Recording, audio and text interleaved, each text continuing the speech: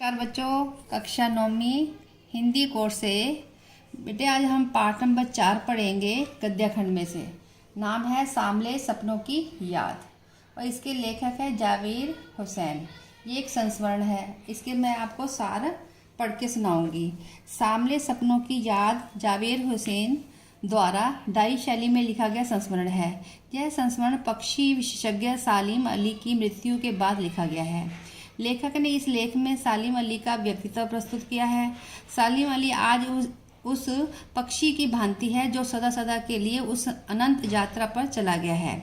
यहाँ से उसे फिर कभी लौटकर नहीं आना है। वह अपने सपनों के गीत नहीं गा सकता है।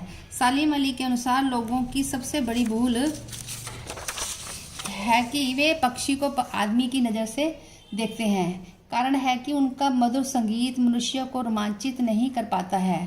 सदियों पूर्व जिस वृंदावन में कृष्ण ने बांसुरी बजाई थी, आज भी वहां कृष्ण के होने का एहसास और बांसुरी का धुन सुनाई देती है। आज भी वृंदावन उस धुन से खाली नहीं हुआ है। कैंसर जैसे भयानक रोग से ग्रस्त होने पर भी मृत्यु उनकी आंखों से वह रोशनी ना छीन सकी जो पक्षियों की खोज और उनकी सुरक्षा के लिए थी। यही कारण है कि उनकी आंखों पर चढ़ी दूरबीन उनकी मृत्यु के बाद ही उतरी। सालिम अली के लिए प्रकृति में चारों ओर हंसती खेलती दुनिया तो थी, किंतु रहस्य भरी थी। लंबे रोमांचकारी जीवन के अनुभवों के आधार पर रेगिस्तानी हवा के झोंकों से केरल की साइलेंट वैली को बचाने का अनुरोध लेकर वे तत्कालीन प्रधानमंत्री चौधरी चरण सिंह से भी मिले। किंतु अब हिमालय और लद्दाख की बर्फीली जमीन पर जीने वाले पक्षियों की वकालत करने वाला कोई नहीं है। फॉल ऑफ द स्पैरो सालिम अली की आत्मकथा का नाम है।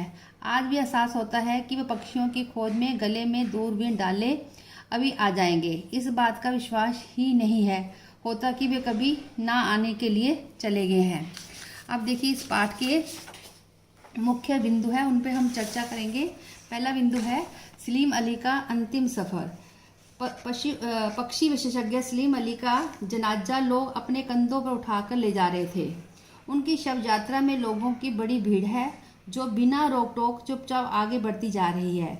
इस भीड़ में सलीम अली की अर्थी सबसे आगे है। उनकी यह यात्रा अन्य यात्राओं से अलग है। अब वे उस पक्षी की तरह प्रकृति में विलीन हो रहे हैं जो अंतिम गीत गाने के पश्चात मौत की गोद में जा बसता है। वहां से कोई लौटना भी चाहे तो वह संभव नहीं है। इस सोए हुए पक्षी को अब कोई जगाना नहीं चाहता है। अब दूसरा मुख्य बिंदु है पक्षी और प्रकृति के प्रति दृष्टिकोण। सलीम अली चाहते हैं कि वे लोगों को पक्षियों, जंगलों, पहाड़ों और झरनों को आदमी की दृष्टि से नहीं देखना चाहिए। उन्हें तो प्रकृति की दृष्टि से देखना चाहिए। तभी कोई पक्षियों की संगीतमयी मधुर आवाज का आनंद अनुभव कर सकता है। अब तीसरा है कि घटना का प्रभाव। लेखक कहता है कि उसे पता है नहीं कि कृष्ण ने वृंदावन में कब रासलीला की थी, अब कब उन्होंने गोपियों को परेशान किया था, कब उन्होंने मक्खन की मटकी तोड़कर माखन खाया था और कब उन्होंने विश्राम किया था, अब कब उन्होंने अपनी मधुर बंसी बजाकर वृंदावन को संगीतमय बना दिया था। परंतु आज भी वृंदावन में यमुना नदी का सांवला पानी पूरे घटनाक्रम का स्मरण करा देता है। लोगों को लगता है कि नदी की ओर बढ़ती भीड़ में से कोई अचानक सामने आकर बंसी बजाएगा और सभी के कदम रुक जाएंगे। अभी तक वृंदावन कृष्ण की बांसुरी के जादू से रिक्त नहीं हुआ है। कृष्ण की बांसुरी का प्रभाव वहां अब भी विद्यमान है। आगे कोई है सलीम अली का व्यक्तित्व। सलीम अली का व्यक्तित्व के बारे में चर्चा करते हैं। देखिए कैसा व्यक्तित्व है उनका।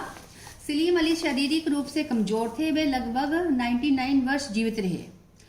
संभव है लंबी यात्राओं की थकान और कैंसर जैसी बीमारी के कारण उनकी मृत्यु हुई, परंतु उनकी आंखें अंतिम समय तक एकदम ठीक थी। उनकी आंखें सदैव पक्षियों की खोज और उनकी रक्षा के प्रति समर्पित रही। उनकी आंखों पर से ये दूरबीन उनकी मृत्यु के बाद ही उतरी। उनके जैसा पक्षियों की देखभाल करने वाला संभवतः कोई नहीं हुआ। सलीम अली प्रकृति की दुनिया में एक अथाह सागर बनकर उभरे थे। वे स्वभाव से घुमक्कड़ थे। जो लोग उनसे परिचित थे उन्हें लगता है कि वे आज भी पक्षियों की खोज में निकले हैं और अभी अपने खोजपूर्ण परिणामों के साथ लौट आएंगे। आगे देखिए जो है सलीम अली और तहमीना। सलीम अली एक एकांत के क्षणों में बिना दूरबीन के भी देखे गए हैं। उनकी दृष्टि प्रकृति से प्रभावित होने की अपेक्षा प्रकृति को अपने प्रभाव से लाने वाली है। उनके लिए प्रकृति में चारों ओर एक रहस्यमय भरी दुनिया भी है। यह दुनिया उन्होंने अपने लिए गढ़ी थी। इसे गढ़ने में उनकी पत्नी तहमीना ने भी बहुत सहायता करी थी। आगे है आत्मकथा। आत्मकथा पे देखिए उन्होंने क्या लिखा था। सलीम अली ने अपनी आत्मकथा का नाम फॉल ऑफ स्पैरो रखा है। जटिल प्राणियों के लिए वे सदा एक पहेली बने रहेंगे। बचपन में उनकी एयरगन से घायल होकर गिरने वाली एक नीले कंठ वाली गुरैया ने उनके जीवन की दिशा ही बदल दी है। वह गुरैया उन्हें आजीवन खोज के लिए नए नए रास्तों पर ले जाती रही है। आगे देखिए D.H. लॉरेंस और उनकी पत्नी फरीदा। अब लेकिन लॉरेंस की मृत्यु के बाद लोगों ने उनकी पत्नी फरीदा से अपने पति के संबंध में कुछ लिखने को कहा, तो उन्होंने उत्तर दिया कि लॉरेंस के संबंध में मेरी छत पर बैठने वाली गुरैया ढेर सारी बातें जानती है। लॉरेंस खुले दिल वाले सीधे साधे आदमी थे। वे तो मेरे दिलो दिमाग शरीर में इस तरह बसे हैं कि मेरे लिए उनके लिए संबंध में कुछ लिखना ही असंभव है। अब देखिए शब्दार्थ क्या है। सुनहरा परिंदा मैंने सुनहरे रंग का पक्षी। हजूम होता है भीड़ जनसमूह। सैलानी होता है पर्यटक। अंतहीन मैंने जिसका कोई अंत ना हो। विलीन मैंने लुप्त। पलायन मैंने दूसरी जगह चले जाना। अवसार होता है निर्जर। नैसर्गिक मैंने है सहज स्वाभाविक। हिफाजत सुरक्षा। जायावरी मैंने सदा घूमने वाला। अब बच्चों कार्य पत्रक में अपने ये क्वेश्चन करने हैं। देखिए क्वेश्चन क्या है। किस घटना ने सलीम अली के जीवन की दिशा को बदलकर उन्हें पक्षी प्रेमी बना दिया। दूसरा प्रश्न है सलीम अली प्रकृति को प्रकृति और पक्षी को पक्षी की नज़र से देखने के पक्षधर थे। कथन में क्या भाव निहित है। तीसरा पॉइंट है नीले कंठ की वह गुरैया सारी जिंदगी उन्हें खोज के नए नए रास्तों की तरह ले जाती रही। कथन का आशय स्पष्ट कीजिए। क्वेश्चन नंबर 4 सामने सपनों की याद पाठ के आधार पर सलीम अली का चरित्र चित्रण कीजिए। क्वेश्चन नंबर 5 सामने सपनों की याद शीर्षक की सार्थकता पर टिप्पणी कीजिए। धन्यवाद बच्चों।